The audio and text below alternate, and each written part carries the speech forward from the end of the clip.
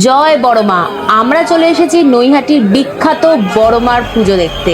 আর দেখতেই পাচ্ছ আমরা এখন নৈহাটি স্টেশনে নেমে পড়েছি।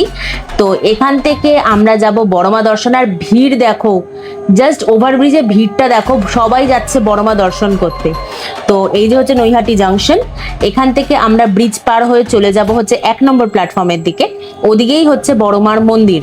তো আমাকে দেখো, তো দিয়ে আমরা চলে এসেছি বড়মা মন্দিরে যাওয়ার জন্য। যে রাস্তায় সেখানে অনেকগুলো কালী ঠাকুর আছে, তো সেখান থেকে আমরা হেঁটে হেঁটে যাবো। আর মানুষের ভিড় দেখেছো? আর এখানে একদম বড়মার সামনে আমরা দাঁড়িয়ে রয়েছি। এখানে বাবা মা ও তিনজনেই রয়েছে। আর এই যে হচ্ছে আমাদের বড়মা, সবার প্রিয়।